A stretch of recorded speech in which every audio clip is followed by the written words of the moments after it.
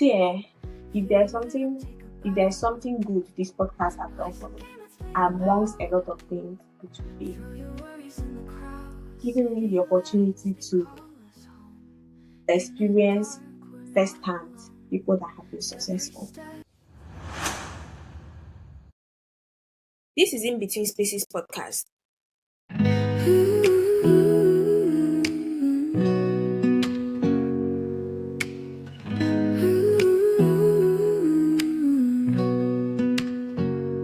She walks in like a mystery in a world that ain't what it seems. Her eyes tell stories untold. She's the fire you can't hold. In the night we're breaking free. No more hiding who we'll be. Heartbeat racing with no end. Dance until the morning bends. Are you ready for it now? See, if there's something good this podcast have done for me, amongst a lot of things, it would be giving me the opportunity to experience firsthand people that have been successful. Their humbleness, is that a word? Humbleness, is that a word? Their humble attitude, and their their honesty. Yeah, I know they might not be telling you everything, but guy, they break it down. Well, let me not say they break it down. It is easy for them to break it down because it's an experience they have lived. That's what happens when people are sharing their honest stories and when people are sharing what they saw on social media or what they read somewhere. When people are sharing their real stories, you see them very grounded. They are very grounded. No So more yeah, hiding I'm who. So, Andy, it's an amazing experience. It's an honor to have you on this podcast. Welcome to In Between Spaces podcast. Hello, listeners. My name is Blessed Ono, and I'm the host of this podcast. If you are just joining, this is a podcast where we share the light on people that are building amazing careers, taking bold moves amidst the messy in between wins, losses, tears season. This is where we get to share the story of that in between season and what came out of it or what we look forward to coming out of it.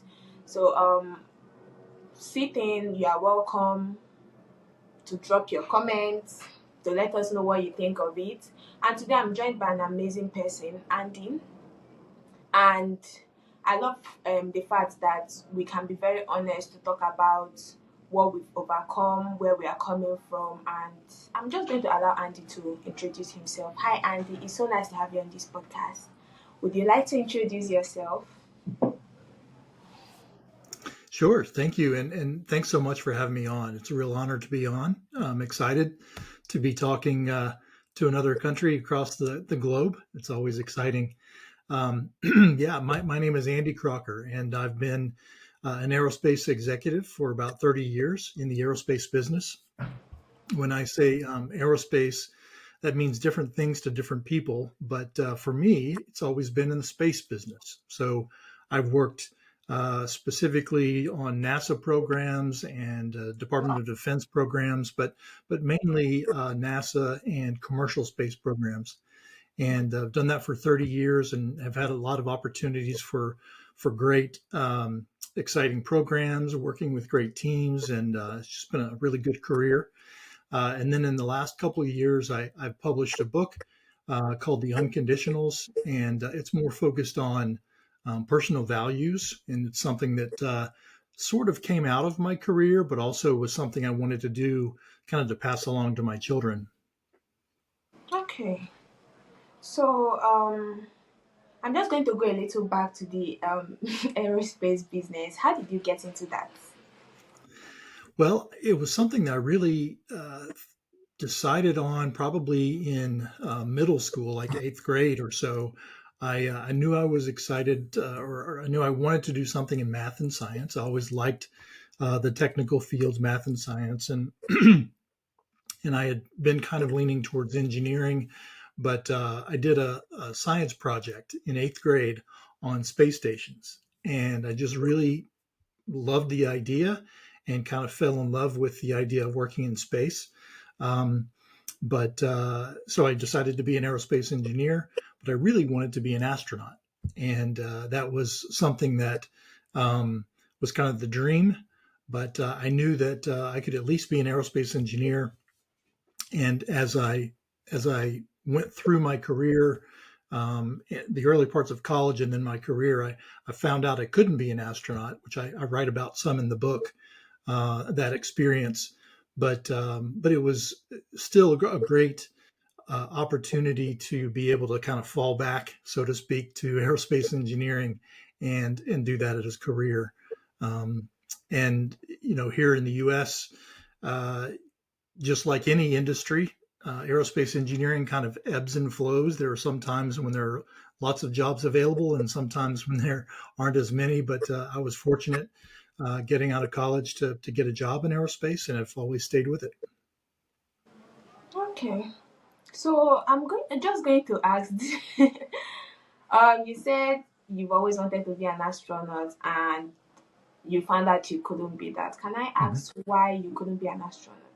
Sure. Yeah. Yeah. I talk about it in the book. And so I had an opportunity when I was a sophomore in college. After my sophomore year, I went and did an internship at one of the NASA centers here, one in Virginia. And I still had this desire, this dream to be an astronaut. And I decided, since I was working at NASA, I would find out if I could be. I knew that the main thing that I had might prevent me from being an astronaut is my eyesight. My eyesight's not that good, uncorrected, and so I decided I'm just going to call the doctor of the astronauts, and uh, this was before really the internet had really taken off. And so I literally looked up in the phone book at NASA how to get in touch with the NASA astronaut doctor in Houston, Texas. And I called and eventually got connected. And I told him, "Hey, this is my eyesight. This is how I wear glasses, and this is my prescription. Can I still apply to be an astronaut?" And he said, "No, we don't accept people with eyesight worse than this, and mine was worse than that." So I was really devastated at the time because again, that was my dream. But I realized a couple of things later. One, um, I realized pretty quickly, hey, I'm still fortunate. I shouldn't be too devastated by not being able to be an astronaut because I can still be an aerospace engineer. I was working at a NASA facility. I was working on a fun project, and I had lots of opportunities to do great projects in my career. So that was certainly, it made it easier for me to not worry too much, not be devastated for too long about not being an astronaut. But the one really interesting thing that I discovered later, I much later in my career, in fact, only a few years ago, I went to an event where one of the NASA astronauts was a speaker. His name's Mike Massimino. He was on the TV show Big Bang Theory, if you've ever seen that. Yes, But I yeah, so Mike is a great guy. He's a fantastic speaker. He's very funny, got a great personality, and so he was an astronaut. But he at the event he gave out books. The event sponsors paid for everyone to have one of his books that he had just written. And in the book, he talks about how he wanted to be an astronaut, but his vision was not good enough.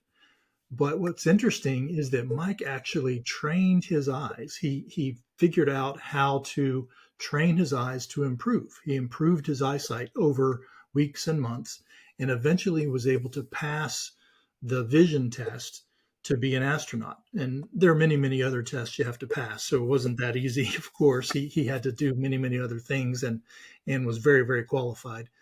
But in reading that, I looked back at my own experience and realized that, I didn't do everything that I could have done if I really wanted to be an astronaut, I could have done more. And if that really was my dream, I should have done more to try to achieve that dream.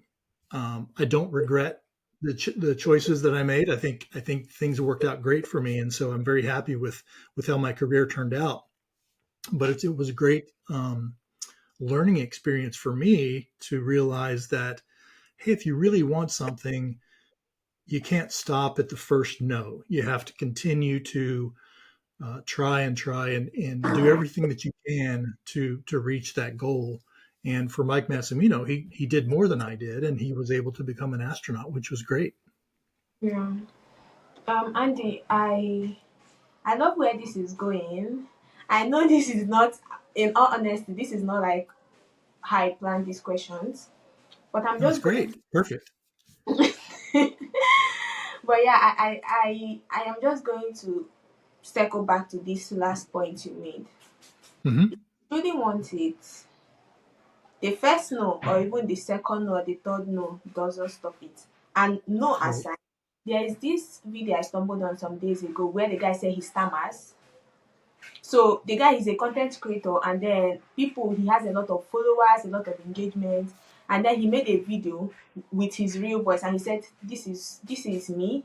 This is how I speak, and this is how Hmm. the process I go through to make videos that you see." And if you watch his videos, you will never know this guy stammers. You know, this guy finished creating videos, and then he goes ahead to cut, edit, cut, edit. After cutting off all the pauses, he now goes to make mouth sync. His lips needs to sync with what he's saying. That Okay. showed me how much effort people put in to make sure that nothing is stopping them. Right. People Yeah. go extra miles. Yeah, it's true. Like, let's use an example for people that live in not so developed countries, for example Nigeria. Nigeria can be very daunting. Nigeria can be Hmm. very limiting. If you decide to say, "Oh, I didn't succeed because I'm a Nigerian," that's, some people can clap for you, some people can understand. We all can relate. But there are people that are from Nigeria and that are doing amazing things. Some people decide to rise above the limitations. And it's not easy. I love how you talked Hmm. about that. You said Mike trained his eyesight to improve. This is not even a thing of, let's say, a country or anything. This is a thing of, this is a part of who you are. And you know, as you are growing, you get to love every part of you. So you can still get to love this part of you and decide to improve on it. If this side of you decides, "Oh, I'm going to slow her down," you said, "No, I have other plans." So I really love how you were honest about that. I mean, you have an amazing career, but identifying that I could have been more if I decided I wanted to. If I truly wanted to, I could have been more. Right. Yeah, that's right. Yeah, and I think it's important. I wanted to be vulnerable in the book and share that story because it is a very accurate part of my life. And like I said, I don't have regrets. I think things worked out great for me, but it is a great learning experience for me, and I hope it is something that other people can take away. I think you put it very well, that you can't stop at the first no. You have to continue and go on and on, and sometimes even if you can't reach that goal that you thought you had, you reach something greater than you would have otherwise, right? You get to something greater than it would have been if you had stopped at the first no. Mm. Thank you. Thank you very much for that. A personal experience with, if you even move and you don't succeed. I had a call with my friend yesterday, and we are talking about some of the approach or the direction that this podcast is taking. Hmm. Go beyond what I imagined at first. And I kept telling her, "Oh, I'm a little scared. I feel like it's getting a little bit beyond me." And she said, "Explore that beyond you." She didn't put it this way, but this is what it means. She said, "Explore that beyond you. And it's okay if you explore it and it doesn't work out. Let it not be that the fear of exploring it stops you from exploring it." Hmm. Yeah, and it's so.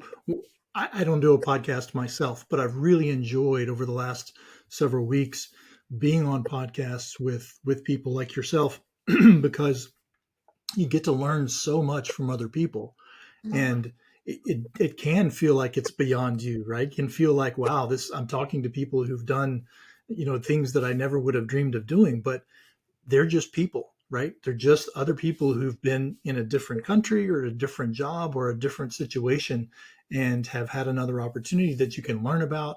And, your podcast, you're sharing with many other people about these great lessons. So I don't think it's beyond you. I think it's something that you can just provide to others and share. It's fantastic. That makes a lot of sense. Thank you. So before I continue, before I ask the next question I have, your book, The Unconditionals, if we if a lot of our listeners, if me too, cannot afford to ship from the US, is there an online version, or how do we get the book? Yes, there's a there's an ebook and also an audio book. So Okay. you can get it at most platforms where you buy books. So yeah, on Amazon, and but also other ebook and audiobook platforms. So you should be able to get it there. And I Okay. and I read it myself, so it won't be as fun to listen to maybe if it were a professional reader. But again, I wanted it to be vulnerable and truly who I am. So hopefully listeners can appreciate really hearing from someone and their real experiences. Yes, please, because me, that's what I'm looking for. I'm looking for people. See, there is this thing where you are trying to do stuff, or you are going in a particular industry, or you feel like, oh, I'm trying to achieve this thing, and you're seeing people that have achieved it, or people that have done similar stuff, and they seem so far reached. And then Right, some, and then when they now sit down and write book, nigga, I'm running to go and read that book because it doesn't have to be polished like a writer's book, but it's their honest right, story. It's their honest experience they are sharing. An example would be this Steve Harvey's book Jump. I love reading Steve Harvey's books. Like you yeah, could see he's not writing to be the next Chimamanda or the next big writer. He's writing to share what happens in his life, the right. experience. So I'm excited to read your book, and I'm going to add the link. So dear listeners, the link will be in the description. So Okay, yeah, very good. Yes, thank you.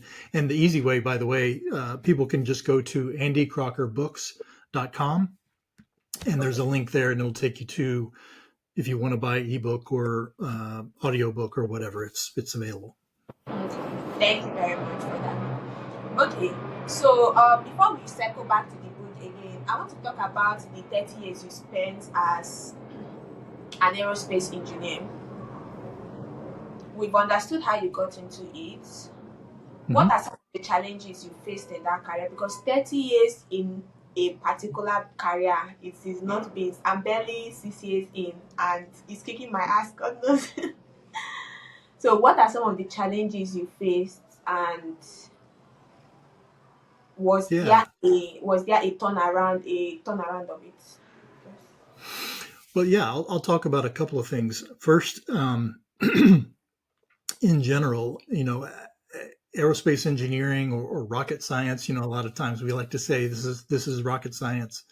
Um, it's um, it's more like a normal job that anyone has than you might imagine. You're still sitting behind a desk. You're still working problems, but the main thing for any career, I think, is communication with others.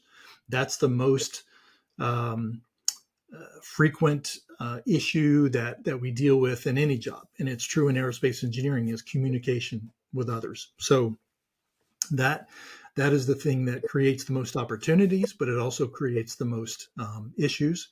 So no matter what kind of engineer or technical career or whatever that you have, communication with other people is probably the most important thing. Um, for me, I think the challenges tended to come with not only with communication with other people, but because aerospace tends to be a very um, government driven job, particularly in the first 20 or 25 years of my career. It was very heavily driven by government funding. And so, if the funding decreased, then it made it more difficult to find uh, programs to work. Um, if the funding was really good, then it made it easier to find opportunities. Over the last 5 years, maybe 5 to 10 years, there's been much more commercial investment, and people all over the world know about this with SpaceX and Blue Origin and some of the richest people in the world investing billions of dollars in going to space. It's been a much different environment. So there's been a lot of commercial activity in space, which has made it good for more opportunities, but it's also made it more complex. A lot of different things to deal with. But in terms of um, challenges with specific programs, one of the ones that I talk about really at the beginning of my book that led to me writing the book is I had a fantastic opportunity to work on a program to build the next lunar lander to take people back to the moon. NASA, a few years And you sorry, ago, excuse me, you said to build the next what? yes. So this is it's an active program now. It's called the Human Landing System, and NASA started this program back in 2018 and invited industry, U.S. industry, to propose to design and build the next lander to take people to the moon.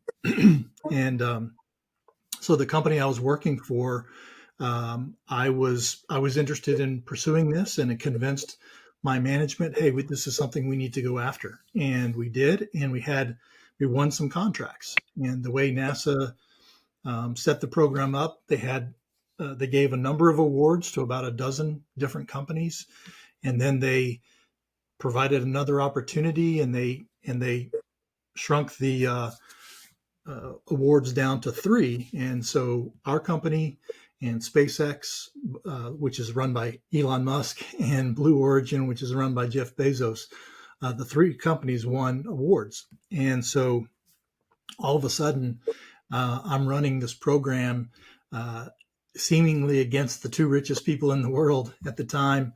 It felt that way anyway, and it was a great experience. It was a project where we had to bring in hundreds of new employees. So hiring the new employees, we had to build a team of smart people who could work really well together, and we had to come up with really innovative designs and a plan for how we would build this lunar lander. So it was a great program to work on, but NASA decided to choose one of the three that they would move forward with, and we proposed and we didn't win. We lost. So SpaceX was chosen. And then there was another opportunity. We won another contract, and NASA decided to select another team to get a contract. And we proposed again, and it was our company and Blue Origin, and again we lost. And so at the end of that, the the devastation, the hurt feelings, um, the feeling like you've lost the opportunity of a career to go to build a lander to go to the moon. It was hard to deal with. But for me, one of the interesting things that came out of it is um, I decided soon after that I was going to write some things down for my kids that I think are important about life. And as I started writing the book, um, I realized that I was changing my perspective on what's really important. And I had put so much emphasis in my career on winning the next contract or getting the next promotion or making more money or whatever. And I realized that's really not what's important. What's important is the values that we have. And that's what my book is about, is the five values that I think are really unconditional um, values that we need to hold and to live a more fulfilled life, not chasing the next career opportunity or making more money. So that loss in my career really opened a door for me and opened my eyes to really what's important. So that's that is quite deep. I Andy, I just want to say I really appreciate having someone with your experience and age on this podcast, because a lot of our listeners are not this older and they are not this experienced. And Right. listening to, I'm quite opportune to have a dad that get to share some of the things that honestly didn't work in his time. And he's Hmm. like, oh, these are some of the things I think I could have done differently. But I'm glad where I am at the moment.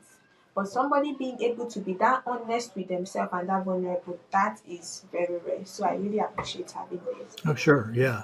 Yeah. And I think going it's through important. that, Yeah. please go on. I think it's important. I say in the book, it took me a while. It took me to the age I am now to realize some of these lessons. So I want to share these lessons with people, no matter what age they are. They can be older than me or younger, but I want to share because I think it is important for us to realize that what really helps us to be fulfilled, to live the best lives we can, is more about our values and who we are, not what we're able to achieve. And so that's what the book is really about. It's about who we are. It's about the mark we leave. It's about who is this guy that I read his book some years ago. He died in an air crash. I can't believe that's how I'm describing him, but he's a very good writer. And he said, Mhm. endeavor to endeavor to exhaust all that God has put in you. Mhm. The ones that fail, the ones that succeed, endeavor to die empty. Make sure you are living out all that you were called out to be. And I just want to say that that experience working at NASA with and then having your idea pitched against these two powerful men, that is an experience that me, I'll beg the heavens to give me. I mean, even if I don't win, just I want that experience. So I feel that on its own is a very big win. Getting to that peak of your career where, I mean, your company, there are 1,001 other people and you led that initiative. Yes. And it was a great experience. Hi guys, thank you for watching to this point. So this podcast or this episode is quite detailed, very grounded, and like there's a lot of lesson for every question I asked him. If you notice the way he answers questions, you'll be like, wow. So I don't want it to be so lengthy. If I post the entire podcast, it will be like an hour, but I want, let's take the lessons in like bit sizes, right? I will post the remaining, we'll work around it and get it uploaded in like 2 weeks, right?